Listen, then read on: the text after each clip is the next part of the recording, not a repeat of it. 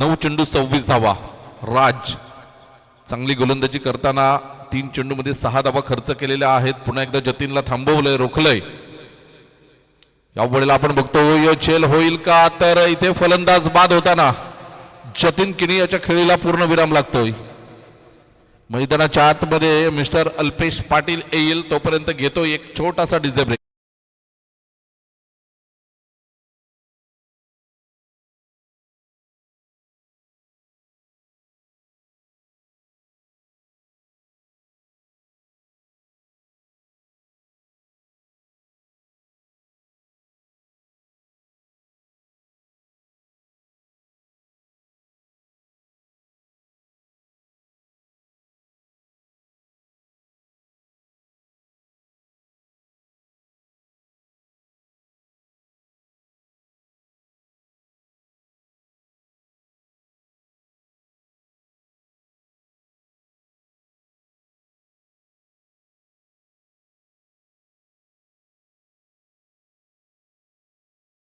त्या बहाडोली संघाला रोखावं लागेल.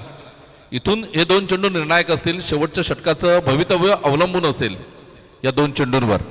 इथे आपण बघतोय अपूर्व गावड जगदीश पाटीलच्या इथे माफ करा अल्पेश पाटीलच्या खेळीला सुद्धा पूर्ण विराम लागतोय.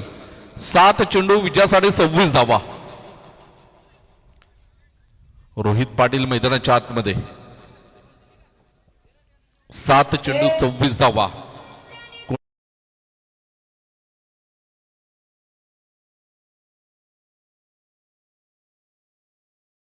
साहेब इथे उपस्थित झालेले आहेत, त्यांचं वेलकम. तसेच नाना गुरुजी उपस्थित आहेत, त्यांचं सुद्धा आम्ही करतोय वेलकम. 7 चेंडू आणि विजयासाठी 26 धावा. षटक क्रमांक आपण बघितलं तर तिसरं सुरू आहे. 7 चेंडू 26 धावांचं लक्ष समोर आहे. रोहित गोलंदाज आहे राज, आणि रोहितचा हा चेंडू आपण बघतोय खूप महत्वाचा चेंडू होता. आणि इथे बघा मी म्हटलं होतं की हे 2 जर निर्धाव चेंडू गेले तर मात्र फरक पडू शकतो. तर निर्धाव बरोबर अल्पेश आणि रोहित हा बाद झाला आणि लगातार 3 चेंडूंवर 3 गडी बाद झालेले आहेत. तर हॅट्रिक ऑन स्क्रीन आपण हॅट्रिक सुद्धा रिप्ले मध्ये बघणार आहोत. परंतु सध्याच्या स्थितीला आगरी चषक बिरवाडी 2025 ची पहिली हॅट्रिक राज याच्या नावावर आपल्याला बघायला मिळते. अभिनंदन राज. पहिला विकेट बघा आता जतीन किनी हा पहिला शिकार ठरला हॅट्रिकचा, आणि जतीनचा झेल अप्रतिम आपल्याला बघायला मिळाला. आणि त्यानंतर आपण बघतोय दुसऱ्या चेंडूवर मात्र अल्पेश पाटील हा बाद झाला. हा बघा रिप्ले मध्ये आपण ऑन स्क्रीन बघतोय.